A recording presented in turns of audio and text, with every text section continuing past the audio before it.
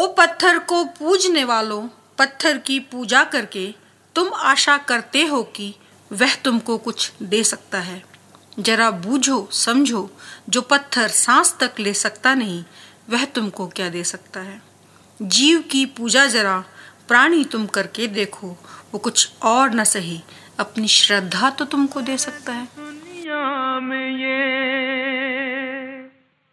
इंसान की पहचान है, जो पराई आग में जल जाए वो इंसान है।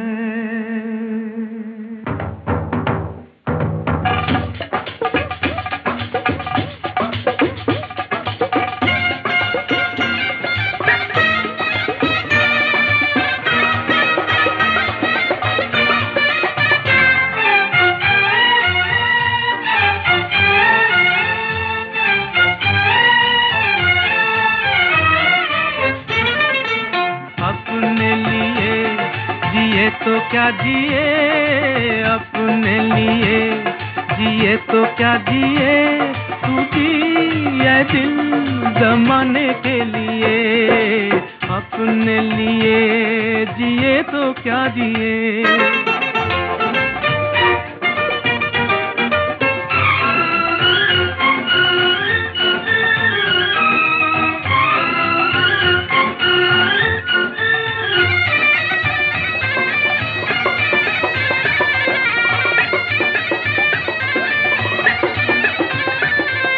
बाजार से जमाने के कुछ भी न हम खरीदेंगे, बाजार से जमाने के कुछ भी न हम खरीदेंगे।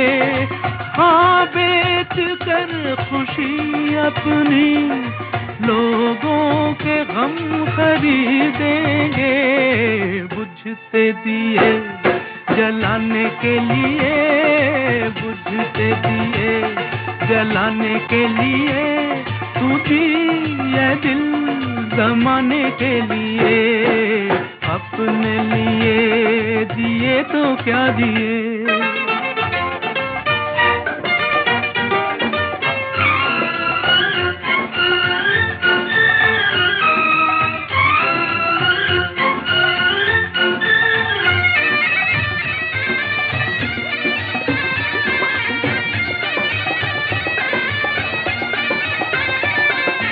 अपनी खुदी को जो समझा, उसने खुदा को पहचाना। अपनी खुदी को जो समझा, उसने खुदा को पहचाना। आजाद फितरत इंसान अंदाज क्यों गुलामाना। सद ये नहीं झुकाने के लिए, सद ये नहीं झुकाने के लिए, तू जिए दिल जमाने के लिए। अपने लिए जिए तो क्या जिए।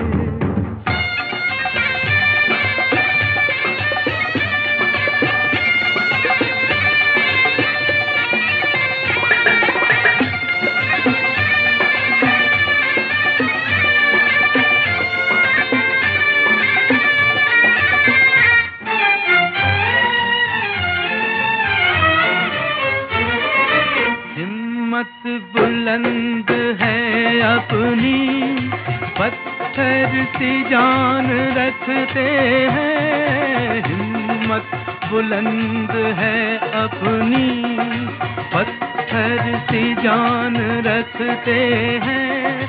कदमों तले जमीन तो क्या हम आसमान रखते हैं। गिरते हुओं को उठाने के लिए, गिरते हुओं को उठाने के लिए, तू जिए दिल जमाने के लिए। अपने लिए जिए तो क्या जिए।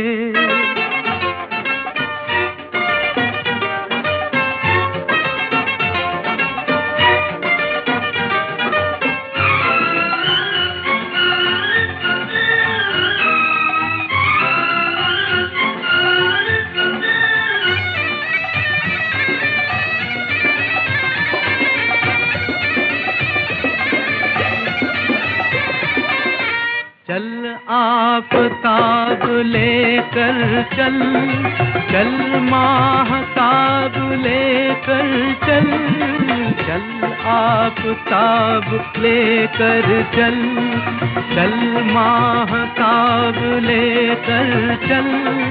तू अपनी एक ठोकर में 100 इनकलाब लेकर चल।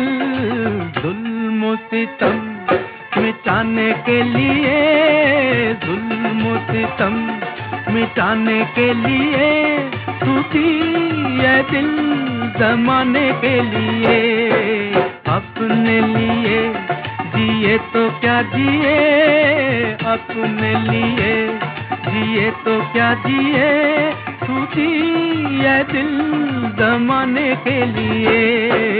अपने लिए जिए तो क्या जिए।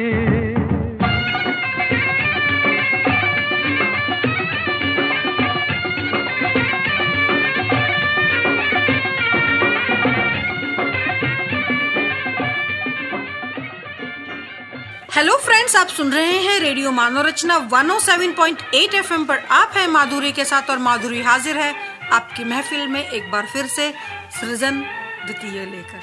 और दोस्तों, जैसा कि आप जानते हैं कि आपके लिए हम लेकर आते हैं उस सेलिब्रिटी को जिसे चाहते हैं आप। प्रश्नों की बौछार उन पर की जाती है, जो चाहते हैं आप, और बदले में आपको मिलती है सतरंगी इंद्रधनुषी रूपी गीतों की बौछार, जो हमारे सेलिब्रिटी चुनकर लाते हैं आपके लिए। वो हो सकते हैं आला मारा से लेकर दिल्ली चलो तक के गीत, गजल, भजन, पेट्रियोटिक, फिल्मी, नॉन फिल्मी, कुछ भी। शर्त सिर्फ इतनी कि वो हमारे सेलिब्रिटी की पसंद के हों, और ऑफ कोर्स आपको तो वो पसंद आएंगे ही, क्योंकि उन गीतों को आपके लिए लेकर आए हैं आपके प्रिय सेलिब्रिटी ही तो बड़ी शिद्दत से चुनकर लाए हैं संगीत की आकाश गंगा से सितारे रूपी गीत। और दोस्तों, अगली बार आप अपनी महफिल में किस सेलिब्रिटी को चाहते हैं, और साथ ही अगर आप चाहते हैं हमारे फर्स्ट सेशन के मेहमानों को दोबारा सुनना या झलकियां सुनना, आप हमें बता सकते हैं SMS करके 8010781078 पर। और दोस्तों, मेरा सलाम फरीदाबाद को, पूरे देश को, पूरी दुनिया में सुन रहे अपने उन सभी लिसनर दोस्तों को जो हमें सुन रहे हैं www.radiomanarachna.org पर भी। और दोस्तों, आज मैं जिस हस्ती को आपसे मिलवाने के लिए लेकर आई हूँ, उन्होंने सृजन में वाइल्ड कार्ड एंट्री मारी है। ये मैं इसलिए कह रही हूँ क्योंकि आप जानते हैं कि ज़्यादातर हम आपको लेखकों से मिलवाते हैं, लेकिन अगर आप ये सोच कर देखें तो सृजन में तो पूरी कायनात समा सकती है। इसलिए आज हम आपको मिलवाने के लिए लेकर आए हैं हेल्पेज इंडिया के national director doctor Harvinder Singh Bakshi ji को। डॉक्टर साहब, स्टूडियोज में आपका बहुत बहुत स्वागत है। डॉक्टर साहब, आपको जो सबसे ज़्यादा लाने की वजह रही, दोस्तों मैं आपको बता दूं कि हमारी खुशनसीबी से आप कविताएं भी खूब करते हैं, और यही वजह रही कि उनको सृजन में हम लेकर आ रहे हैं, आपके लिए लेकर आए हैं। डॉक्टर साहब, सबसे पहली बात मेरे दिल में यही आ रही है कि आप ये बताएं कि आपके दिल में ये कब आया कि आपने समाज सेवा करनी है, हेल्पेज इंडिया को आपने ज्वाइन करना है? मेरी गुजारिश हमारे दोस्तों को बताएं। देखिए, जब मैंने जॉब करनी चालू की जी जी तो मैं हरियाणा एग्रीकल्चर यूनिवर्सिटी में सर्विस कर रहा था जी जी और उस समय मुझे ये लगा कि ये जो सरकारी नौकरी है ये it is not suiting my temperament. So उस समय क्योंकि वहाँ का जो कल्चर था, वहाँ जो वातावरण था, वो मेरी डिस्पोजिशन या मेरा जो थिंकिंग है उसके अनुसार नहीं था। और एक तो काम भी बहुत कम था मेरे पास। जी जी जी। और मैं एक्सटेंशन असिस्टेंट था और उसमें कोई ख़ास मेरे पास काम नहीं था, और सारा दिन बैठ के बातचीत करना और पॉलिटिक्स डिस्कस करना ये कोई वो नहीं था। And I was very young and I was full of energy and I wanted to do something very constructive. So मैंने आत्म विश्लेषण किया और मैंने पाया कि मुझे इस जॉब में नहीं रहना है। तो मतलब आप काम करने का आपको इतना जुनून था? बिल्कुल बिल्कुल। और अमूमन तो लोग कहते हैं काम से बचना चाहते हैं। नहीं, actually it was very it was beginning of my career and वो मेरा और मुझे बहुत शौक था कि कुछ काम करूं और अच्छी तरीके से काम करूं। तो जितना यूथफुल आइडियलिज्म होता है वो सारा था मेरे में उस समय।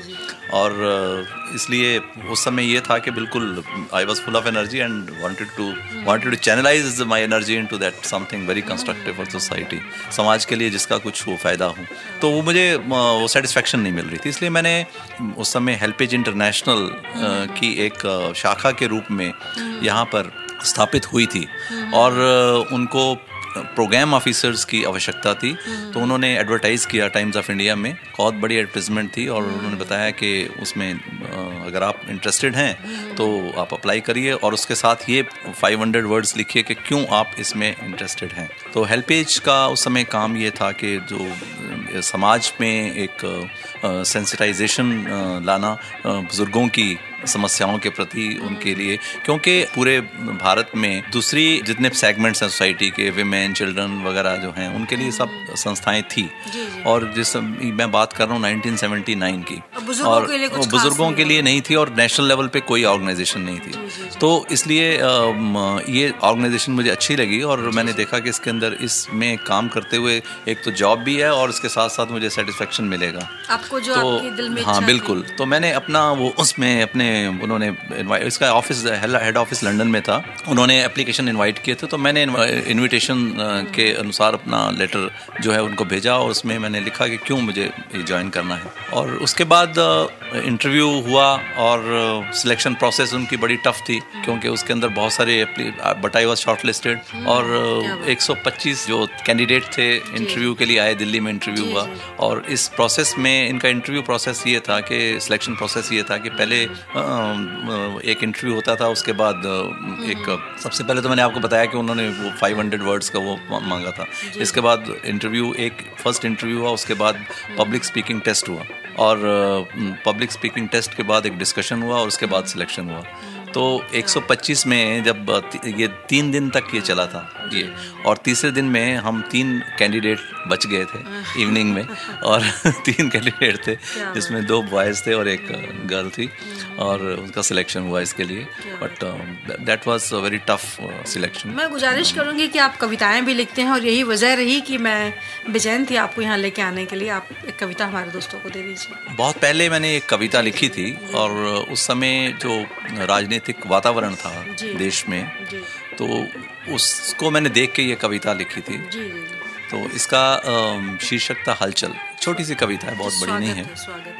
सर्वत्र मची है हलचल, पी रहा यह देश अनुशासनहीनता का हलाहल। क्या बात है। राजनीति के नभ पर छिप गया जनहित का सूरज। क्या बात है। राजनीति के नभ पर छिप गया जनहित का सूरज, छाए स्वार्थ सिद्धि के काले बादल। क्या बात है। दलों का फेरबदल, स्वार्थों का युद्ध स्थल, हड़ताल, घेराव व नारेबाजी, हार न जाए कोई बाजी। क्या बात है। नेतृत्व की होड़ ने, पद प्राप्ति की दौड़ ने ऐसी मचाई उथल पुथल, है बन गई राजनीति जनहित का मृत्यु स्थल। धरती कहे पुकार के, गंगा और जमुना की तू कह रही है धार,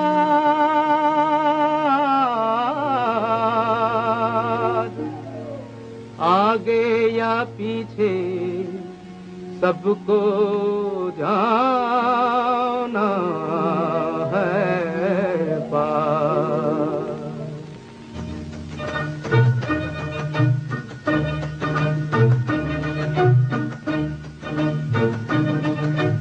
धरती कहे पुकार के, बीज बिछा ले प्यार के, मौसम बीता जाए, मौसम बीता जाए, मौसम बीता जाए, मौसम बीता जाए, मौसम बीता जाए, मौसम बीता जाए।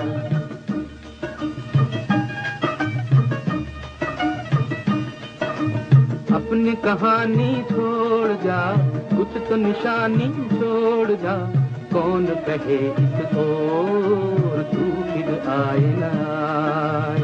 मौसम बीता जाए, मौसम बीता जाए, मौसम बीता जाए, मौसम बीता जाए। Welcome again to radio Manorachna 107.8 FM पर आप हैं माधुरी के साथ और माधुरी हाजिर है आपकी महफिल में एक बार फिर से सृजन द्वितीय लेकर। और दोस्तों, जिस हस्ती से आज मैं आपको मिलवाने के लिए लेकर आई हूँ, आप न सिर्फ समाज सेवी हैं, कितनी खूबसूरत कविताएं आप कहते हैं वो भी आप सुन रहे हैं। डॉक्टर साहब, स्टूडियोज में आपका फिर से बहुत बहुत स्वागत। धन्यवाद।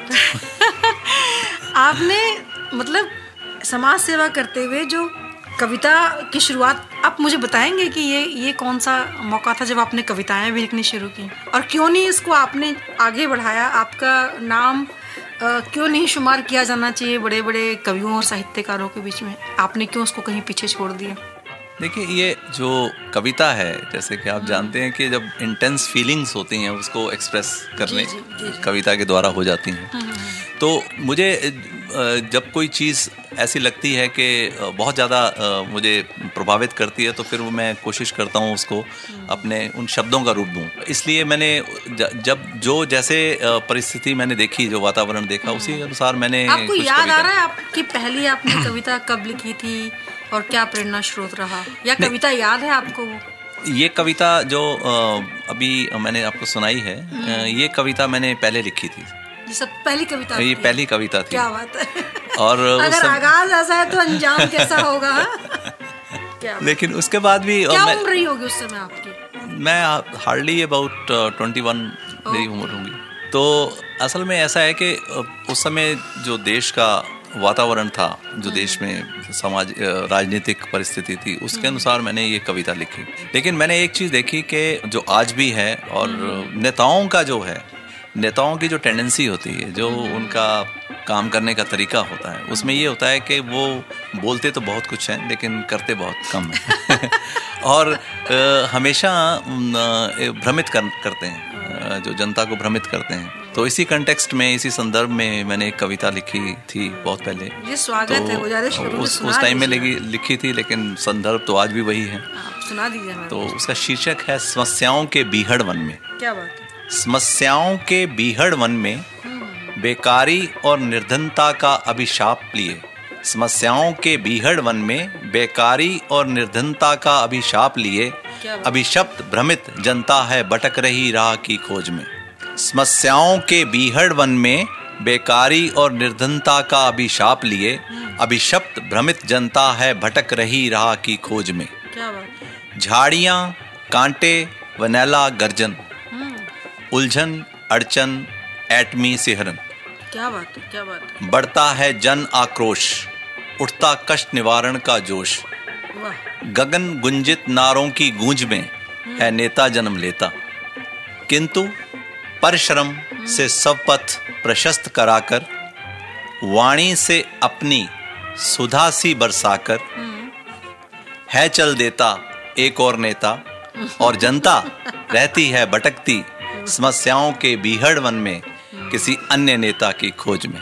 क्या बात है, क्या बात है। और आपकी कविता, मुझे ऐसा लग रहा है कि संदेश हमारे देश की जनता को दे रही है।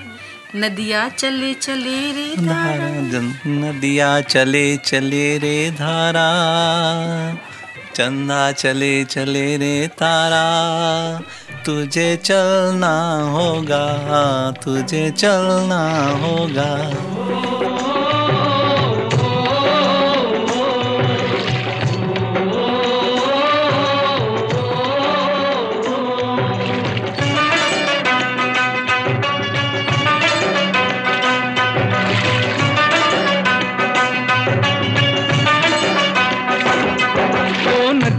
चले चले रे धारा,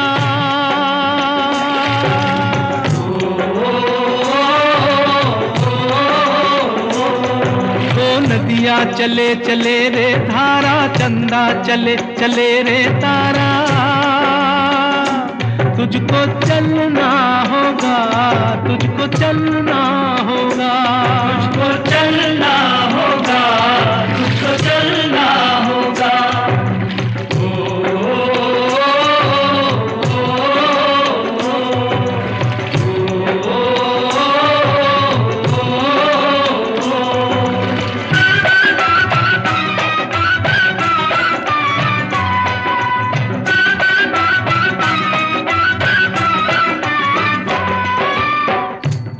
जीवन कहीं भी ठहरता नहीं है, जीवन कहीं भी ठहरता नहीं है, आंधी से तूफान से डरता नहीं है, तू न चलेगा तो चल देंगी राहें,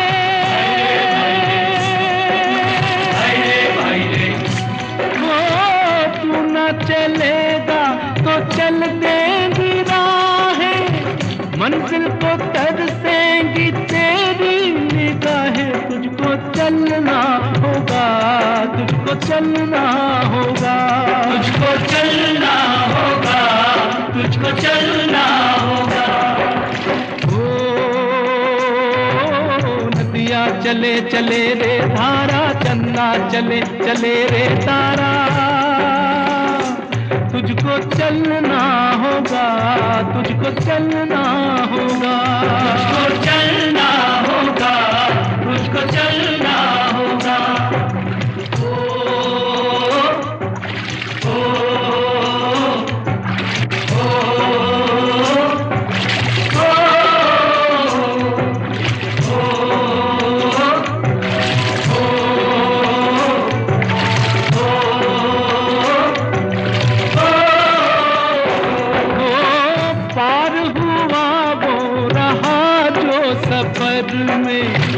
पार हुआ वो रहा जो सफर में, जो भी रुका फिर गया वो भंवर में, नाव तो क्या बह जाए किनारा,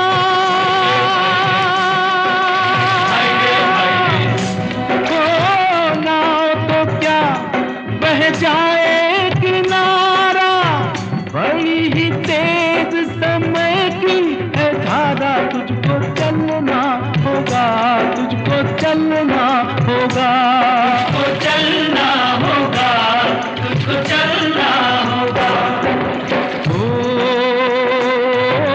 नदियाँ चले चले रे धारा, चंदा चले चले रे तारा,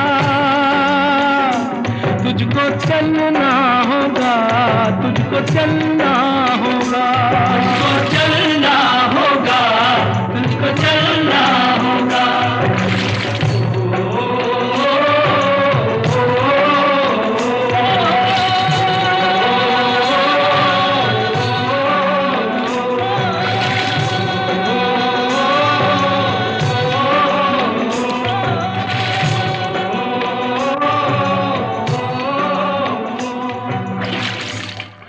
welcome again to radio Manorachna 107.8 FM पर। आप हैं माधुरी के साथ और माधुरी हाजिर है आपकी महफिल में एक बार फिर से सृजन लेकर। और दोस्तों, मैं जिस हस्ती को आज आपसे मिलवाने के लिए लेकर आई हूँ, आप जानते हैं, आप हेल्पेज इंडिया के डायरेक्टर हैं, बहुत खूबसूरत कवि भी हैं और आपने उनकी आवाज़ भी सुनी अभी। डॉक्टर बख्शी, आपका स्टूडियोज़ में फिर से बहुत बहुत स्वागत है। धन्यवाद। डॉक्टर साहब, आपने बेशक बहुत सारी कविताएं ना लिखी हूँ, लेकिन जो भी थोड़ी बहुत लिखी हैं आपने बहुत खूबसूरत लिखी हैं, दोस्त हमारे सुन रहे हैं। Thank you. लेकिन आपके book reviews, articles social subjects पर बहुत बहुत प्रसिद्ध हुए हैं, बहुत आए हैं मैगजीन्स में। आप उसके बारे में, इस सफ़र के बारे में थोड़ा हमारे दोस्तों को बताइए। मेरा जो फील्ड है वो सोशल है। जी जी। तो मैंने सोशियोलॉजी में ही MA किया जी जी। और PhD भी मेरा सोशियोलॉजी में है और एजिंग इसमें मेरा स्पेशलाइजेशन है। और इसके बाद मैंने PhD के बाद मुझे स्कॉलरशिप मिला था यूनाइटेड नेशन से। जी जी। United Nation Institute on ageing है माल्टा में, यूरोप में। जी जी। मैं वहाँ गया था स्पेशलाइज कोर्स के लिए, स्पेशलाइजेशन के लिए, और वहाँ से भी मैंने वो किया। तो मेरा ये फील्ड रहा है, इसलिए इस फील्ड से संबंधित जो आर्टिकल्स हैं वो मैंने लिखे हैं, या सामाजिक विषयों पर मैंने लिखा है, चाहे वो विमेन है, एनवायरनमेंट है, या जो भी हैं इश्यूज हैं। तो इश्यूज के ऊपर मैंने लिखा है। और जो बुक रिव्यू हैं, जो भी राइटर्स हैं जो लिख रहे हैं एजिंग के ऊपर, रिसर्च रिपोर्ट्स वगैरह लिखते हैं, या उनके रिव्यू मेरे आते रहते हैं। और उसमें हमारा हेल्पेज इंडिया का एक रिसर्च एंड डेवलपमेंट जर्नल है, उसमें वो पब्लिश होते हैं। तो उसमें मैं बुक रिव्यूज़ वगैरह लिखता हूँ। और इसके साथ क्योंकि मेरा रोल इस समय एडवोकेसी का है, तो चैनल्स में और प्रेस में मेरा काफ़ी उनके साथ काफ़ी संपर्क रहता है, और बहुत सी बार मेरे इंटरव्यू हुए हैं उसके ऊपर पर्टेनिंग तो इश्यूज कंसर्निंग एल्डरली पर्सन। ये एक थोड़ा सा इश्यूज से, मैं सोशल इश्यूज के ऊपर ही थोड़ी बहुत मेरे कविताएं लिखी हैं, लेकिन ये थोड़ा उससे हट के है। जी जी जी, स्वागत है आपका। कुछ अनकहे सवाल तुम्हारी आंखों में, कुछ अनकहे सवाल तुम्हारी आंखों में, सुनहरे सपनों के कोमल अंकुरों पर दुखों का तुषार तुम्हारी आंखों में। वाह वाह वाह वाह, क्या बात है। अंधेरी रात में जैसे बिजली सी कौन जाती है, अंधेरी रात में जैसे बिजली सी कौन जाती है, बहुत खूब। छेड़ दे तार दुखी हृदय वीणा के जैसे कोई, अदृश्य हाथों से स्मृति पट खोलता है कोई, जैसे बीते कल की याद आती है। बहुत खूब बहुत खूब। ऐ शीतल प्रभंजन मत छुओ इन कोमल गालों को, ऐ शीतल प्रभंजन मत छुओ इन कोमल गालों को, खो दोगे शीतलता वेदना के ताप से, कैसे निहारूं इन आँखों की मनोहरता, कुछ उमड़ते तूफान तुम्हारी आँखों में।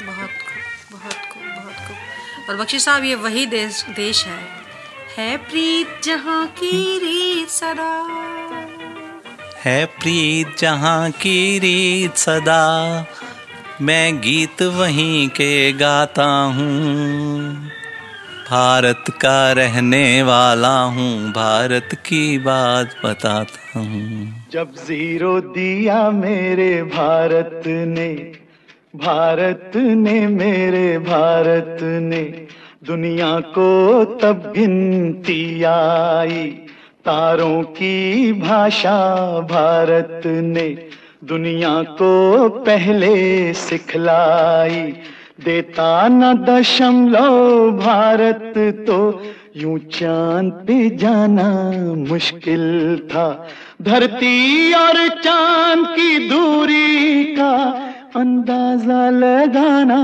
मुश्किल था, सभ्यता जहां पहले आई, सभ्यता जहां पहले आई, पहले जन्मी है जहां पे कला, अपना भारत वो भारत है जिसके पीछे संसार चला, संसार चला और आगे बढ़ा, यूं आगे बढ़ा बढ़ता ही गया, भगवान करे ये और बढ़े, बढ़ता ही रहे और फूले फले, बढ़ता ही रहे और फूले फले। चुप क्यों हो गए? और सुनाओ।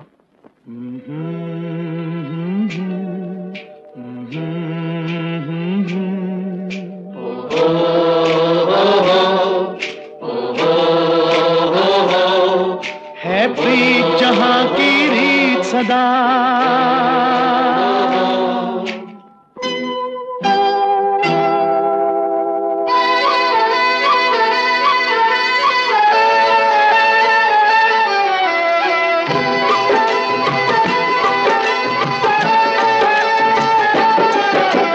प्रीत जहां की रीत सदा, है प्रीत जहां की रीत सदा, मैं गीत वहां के गाता हूँ, भारत का रहने वाला हूँ, भारत की बात सुनाता हूँ, है प्रीत जहां की रीत सदा।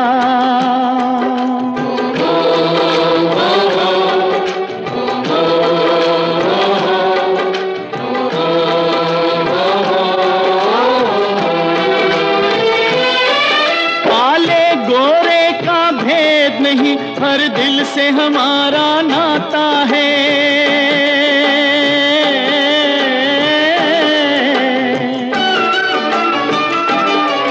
कुछ और न आता हो हमको, हमें प्यार निभाना आता है,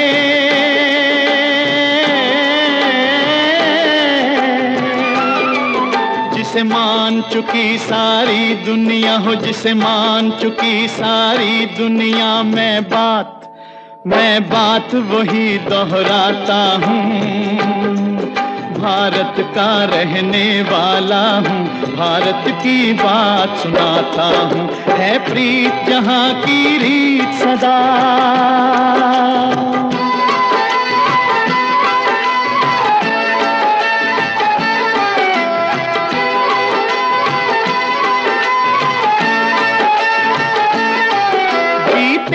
किसी ने देश तो क्या, हमने तो दिलों को जीता है।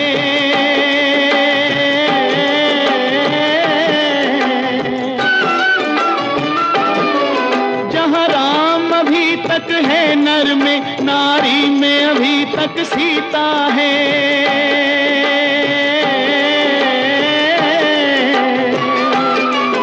इतने पावन हैं लोग जहाँ, इतने पावन हैं लोग जहाँ, मैं नित नित शीश झुकाता हूँ। भारत का रहने वाला हूँ, भारत की बात सुनाता हूँ।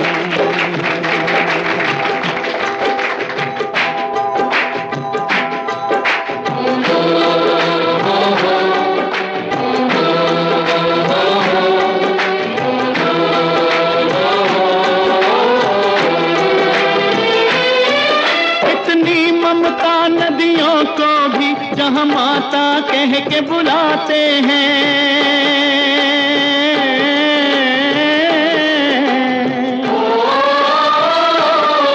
कितना आदर इंसान तो क्या, पत्थर भी पूजे जाते हैं।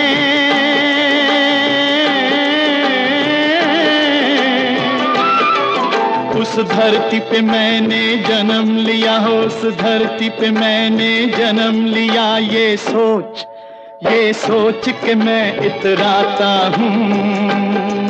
भारत का रहने वाला हूँ, भारत की बात सुनाता हूँ।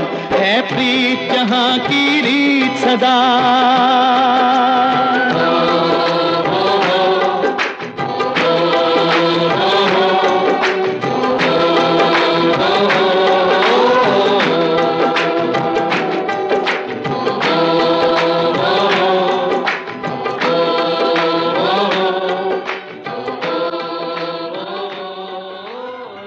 Welcome again to radio Madhurachna 107.8 FM पर। आप हैं माधुरी के साथ और माधुरी हाजिर है आपकी महफिल में एक बार फिर से सृजन लेकर। और दोस्तों, जिस देशभक्त से आज हम आपको मिलवाने के लिए लेकर आए हैं, आप हैं हेल्पेज इंडिया के national director doctor Harvinder Singh Bakshi. Bakshi साहब, स्टूडियो में आपका फिर से बहुत बहुत थैंक यू। और हमारे एक स्पेशल लिसनर हैं संदीप जी, उन्होंने आपके लिए सलाम भेज दिया है। Thank you. और दोस्तों, जो आपने अभी गीत सुना है प्रीत, वो हमारे संदीप जी की पसंद का गीत है। ये हमारे सेलिब्रिटी के पसंद का तो है ही, हमारे स्पेशल लिसनर संदीप जी की भी पसंद का है। डॉक्टर बख्शी साहब, आपने हेल्पेज इंडिया के लिए आप बहुत काम कर रहे हैं, इनफैक्ट देश के लिए कर रहे हैं हेल्पेज इंडिया के माध्यम से। तो मेरी गुजारिश होगी कि आप इसके बारे में हमारे दोस्तों को बताएं कि किस तरीके से समाज की सेवा कर रही संस्था। देखिए, जो भारत में सबसे पहले ये जानना ज़रूरी है कि भारत में जो वरिष्ठ नागरिक हैं या वृद्ध जन हैं, उनकी क्या स्थिति है।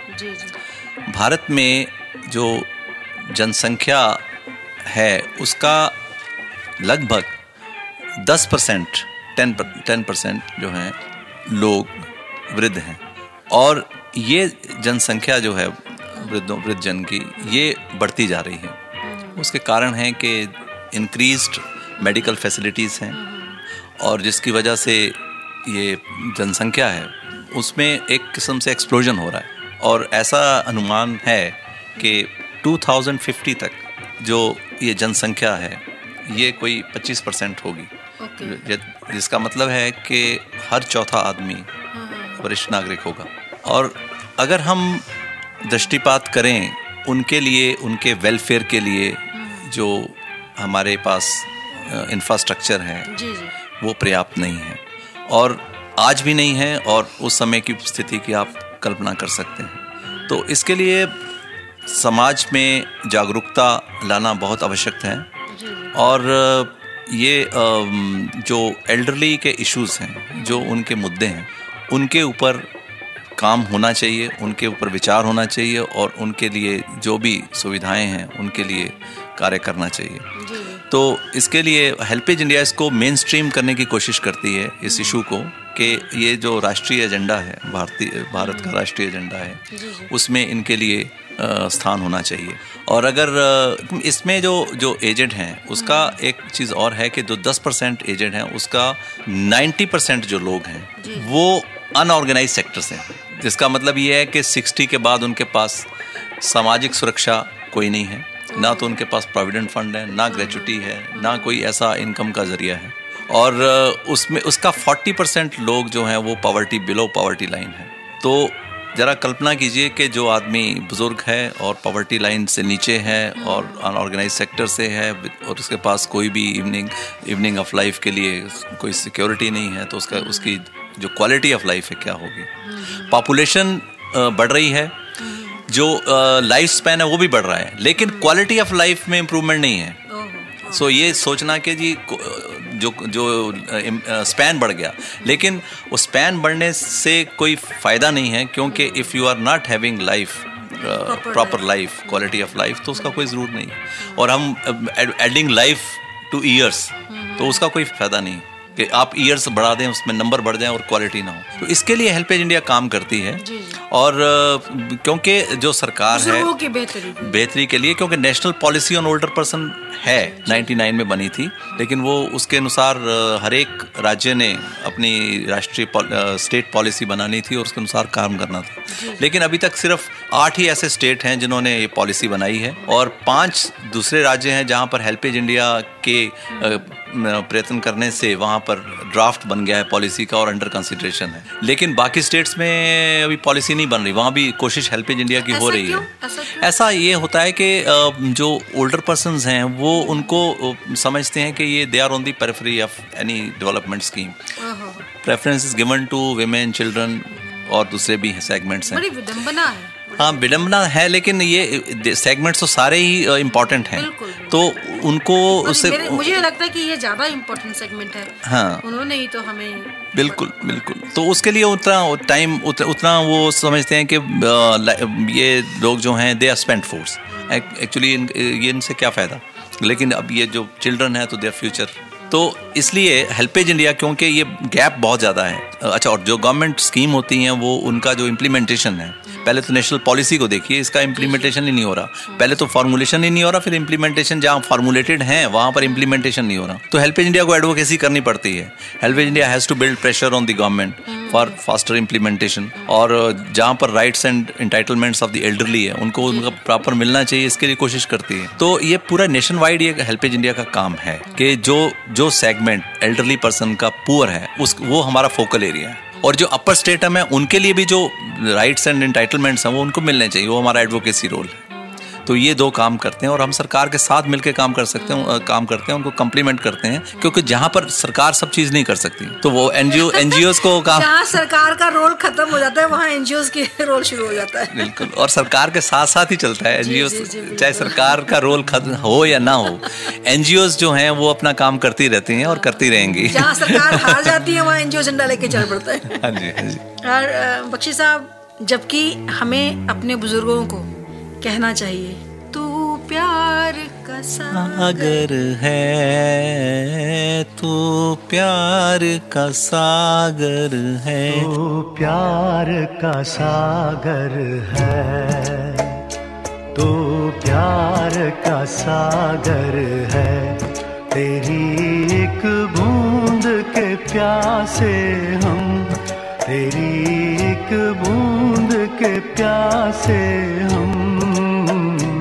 लौटा जो दिया तूने, लौटा जो दिया तूने, चले जाएंगे जहाँ से हम, चले जाएंगे जहाँ से हम।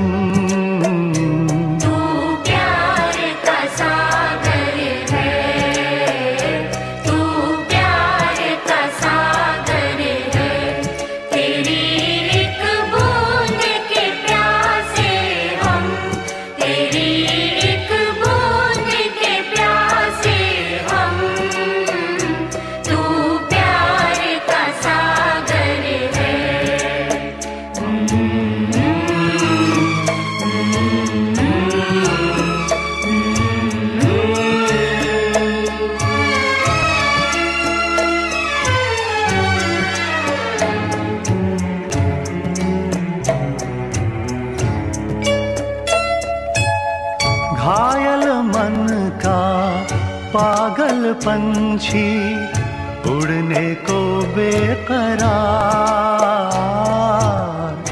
उड़ने को बेकरार। पंख है कोमल, आँख है धुंधली, जाना है सागर पार, जाना है सागर पार।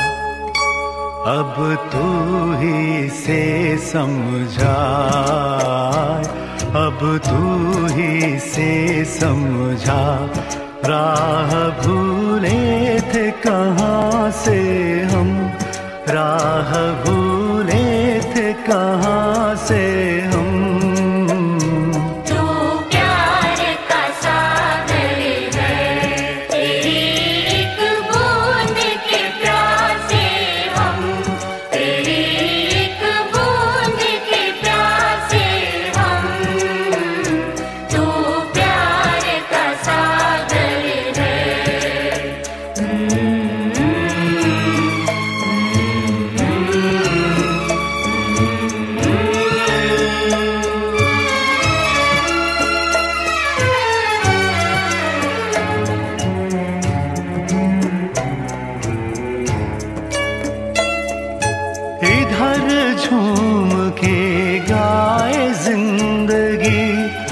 उधर है मौत खड़ी, उधर है मौत खड़ी। कोई क्या जाने कहाँ है सीमा, उलझन आन पड़ी, उलझन आन पड़ी। कानों में जरा कह दे, कानों में जरा कह दे कि आए कौन दिशा से हम, कि आए कौन दिशा से हम। तू प्यार का सागर है, तेरी एक बूंद के प्यासे हम, तेरी एक बूंद के प्यासे हम। तू प्यार का सागर है, तू प्यार का सागर है। Welcome again to radio मानोरचना 107.8 FM पर। आप हैं माधुरी के साथ और माधुरी हाजिर है आपकी महफिल में एक बार फिर से सृजन द्वितीय लेकर। और आज हमारे साथ हैं हेल्पेज इंडिया के नेशनल डायरेक्टर, बहुत खूबसूरत कवि भी हैं और बहुत खूबसूरत गा भी रहे हैं, डॉक्टर हरविंदर बख्शी। स्टूडियोज में आपका फिर से बहुत बहुत स्वागत है। धन्यवाद। डॉक्टर साहब, ये कहा जाता है कि हर सफल पुरुष के पीछे किसी नारी का हाथ होता है, इसमें कोई अतिशयोक्ति नहीं। आपने इतना सारा कुछ आप कर रहे हैं, हेल्पेज इंडिया को संभाल रहे हैं, आप रिव्यू लिख रहे हैं, आप आर्टिकल्स लिख रहे हैं, आप कविताएं लिख रहे हैं, इतना खूबसूरत आप गा रहे हैं। वो कौन खुशनसीब महिला है उसके पीछे? गुजारिश करूँगी बताएं हमारे। बड़ा ऑब्वियस है, वो मेरी वाइफ हैं, मिसेस दुर्गेश बख्शी, एडवोकेट हैं डिस्ट्रिक्ट कोर्ट में, और इसके साथ ही गवर्नमेंट मेडिएटर भी हैं। तो देखिए, ऐसा है कि हस्बैंड और वाइफ जो हैं वो दोनों, जैसे कहते हैं कि एक गाड़ी के दो पहिए हैं, जी, तो बिल्कुल, वो उसी हिसाब से है। बात कही आप। तो वो उनके एक जो है दूसरे के बिना अधूरा होता है। बिल्कुल, तो ये लोग समझ जाएं तो लोगों का जीवन स्वर्ग ना बन जाए। लेकिन एक उसमें उनकी वो काफ़ी रिस्पॉन्सिबिलिटी जो है फैमिली की, वो काफ़ी शोल्डर करती हैं। क्या बात। और अभी तो मेरे पेरेंट्स नहीं हैं, लेकिन जब तक मेरे पेरेंट्स थे दोनों, वो उनकी भी देखभाल करती थी और कोर्ट भी अटेंड करती थी और बच्चों को भी देखती थी। तो उसमें 3 जो मल्टी प्रॉन्ग्ड उनका रोल था, मल्टी डायमेंशनल। तो उनका रोल ऐसा था कि मल्टी फेस्टेड था। एज एन एडवोकेट भी काम करना है उन्होंने, घर भी देखना है उन्होंने, वो भी करना है, क्योंकि मैं तो बाहर का काम संभालता हूँ, तो लेकिन वो तो बाकी वो उनके एक उनसे ज़्यादा। अगर मैंने एक बार इसमें आर्टिकल भी लिखा था विमेन के ऊपर ही, उसमें मैंने बताया था कि जो विमेन हैं उनके वर्किंग आवर्स ज़्यादा हैं बिल्कुल बिल्कुल, वो घर भी और बाहर भी संभालते हैं। उनके वर्किंग आवर्स ज़्यादा होते हैं, उनकी लेबर अनपेड होती है। बिल्कुल बिल्कुल बिल्कुल। ये एक खूबसूरत सी रचना आप आज की जो मेहमान यहाँ नहीं है उनके लिए दे दीजिए।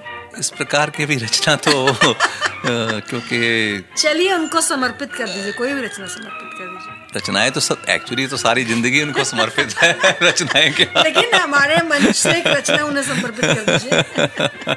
सत्य गीत गाता रहूंगा, सत्य गीत गाता रहूंगा, चाहे कोई सुने या न सुने, न कारखाने में तूती बजाता रहूंगा। क्या बात है, सत्य गीत गाता रहूंगा। बहुत सुना है झूठ के पांव होने लगे, सुना है झूठ के पांव होने लगे हैं, आंसुओं से सत्य को भिगोने लगे हैं। बहुत खूब, बहुत खूब। मूल्य कुछ पुराने, अर्थ अपना खोने लगे हैं। बहुत खूब। विस्मृत कर इन सब बातों को, आगे कदम बढ़ाता रहूंगा, सत्य गीत गाता रहूंगा, सत्य गीत गाता रहूंगा।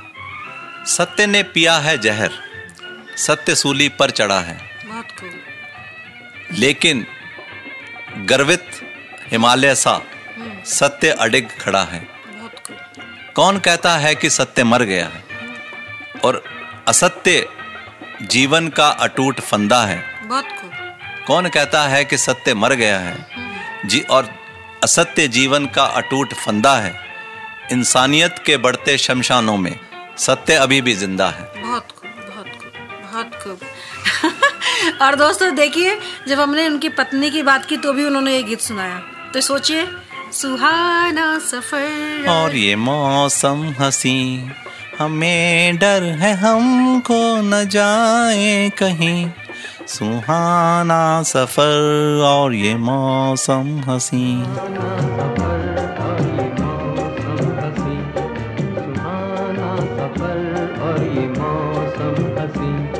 हमें डर है हमको न जाए कहीं, सुहाना सफर और ये मौसम हंसी। डॉक्टर साहब, आप अपने इतने बिजी स्केड्यूल में से समय निकालकर हमारे स्टूडियोज में आए। मैं आपका किन शब्दों में शुक्रिया अदा करूं मुझे नहीं मालूम। आपका बहुत बहुत धन्यवाद। मुझे बहुत खुशी है यहाँ पर आके आपसे बात करके, धन्यवाद। और दोस्तों, मनोज केसरी कहते हैं, माधुरी जी आपके शो की जितनी तारीफ करूं कम है। मैं आपका शो बड़े ही चाव से सुनता रहा हूं। I like it, I wait पूरे हफ्ते से। शुक्रिया मनोज जी। और आगे मनोज जी कहते हैं कि माधुरी जी आपके प्रोग्राम में क्या किसी लिसनर का नाम नहीं लिया जाता? नहीं दोस्त, ऐसी बात नहीं है। आपका एसएमएस मुझे मिलता है, मैं आपके एसएमएस चाहे देर से ही सही जरूर शामिल करती हूँ। आपका बहुत बहुत शुक्रिया शो सुनने के लिए और एसएमएस करने के लिए। विवेक कहते हैं कि माधुरी जी आपका बहुत बहुत स्वागत है और आज के सेलिब्रिटी की पसंद बहुत अच्छी है। उपासना कहती हैं, मेरे पापा हॉस्पिटल में थे और घर आने के बाद उन्होंने सृजन सुना और हॉस्पिटल के इलाज से जो उन्हें खुशी और एनर्जी मिली, उससे भी ज़्यादा खुशी उनको सृजन सुनकर हुई और वो बहुत एनर्जेटिक फील कर रहे हैं। शुक्रिया उपासना जी, ये तो मैं क्या कहूँ इस पर। आपको बहुत बहुत धन्यवाद शो सुनने के लिए और एसएमएस करने के लिए। नरेंद्र विरदी कहते हैं कि today's Srijan is just wonderful programme, thanks and regards for such a nice programme. बेहतरीन शायरों को आरएमआर पर लाने के लिए शुक्रिया नरेंद्र जी। जगत मैदान जी को फरीदाबाद बोलने का मेरा अंदाज पसंद नहीं आया। शुक्रिया मैदान साहब, आपने शो सुना और आपने मुझे मार्गदर्शन दिया। इसके लिए मैं कोशिश करूंगी कि मैं आपकी अपेक्षाओं पर खरी उतरूं। सतीश अग्रवाल जी फ़ोन करके बहुत बहुत तारीफ़ करते हैं। सब कुछ तो मैं आपको नहीं बता सकती, पर एक बात बताती हूँ। आप कहते हैं कि माधुरी बेटे दुनिया के सारे अवार्ड्स आपके नाम।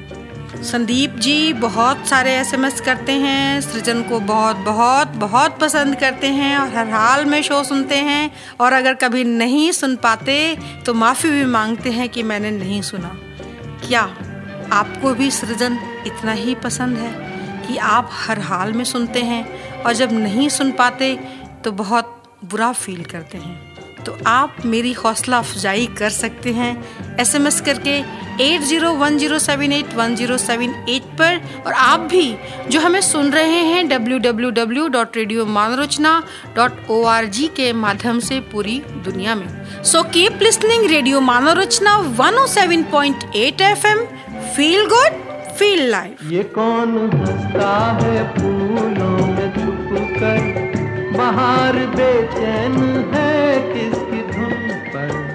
ये कौन हंसता है फूलों में छुपकर, बाहर बेचैन है किसकी धुन पर। कहीं गुनगुन कहीं रुनझुन के जैसे नाचे जमीन, सुहाना सफर और ये मौसम हसी।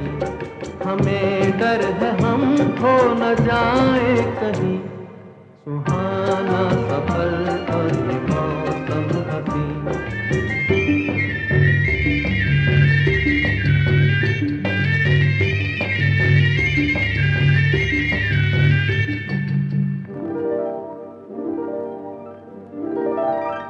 ये गोरी नदियों का चलना उछल कर, के जैसे अल्हड़ चले पीछे मिलकर। ये गोरी नदियों का चलना उछल कर, के जैसे अल्हड़ चले पीछे मिलकर। प्यारे प्यारे ये नजारे निखार है हर कहीं, सुहाना सफर और ये मौसम हसी। सुहाना सफर और ये मौसम हसी। हमें डर है हम खो न जाए कहीं, सुहाना सफर और ये मौसम हसी।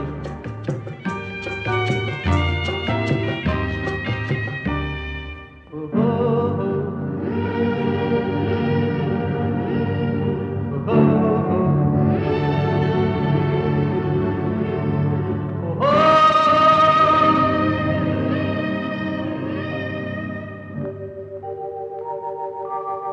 वो आसमां झुक रहा है ज़मीं पर, वो आसमां झुक रहा है ज़मीं पर। ये मिलन हमने देखा यहीं पर, वो आसमां झुक रहा है ज़मीं पर। ये मिलन हमने देखा यहीं पर। मेरी दुनिया मेरे सपने मिलेंगे शायद यहीं, सुहाना सफर और ये मौसम हसी। सुहाना सफर और ये मौसम हसी। हमें डर है हम खो न जाए कहीं, सुहाना सफर और ये मौसम हसी। सुहाना सफर और ये मौसम हसी।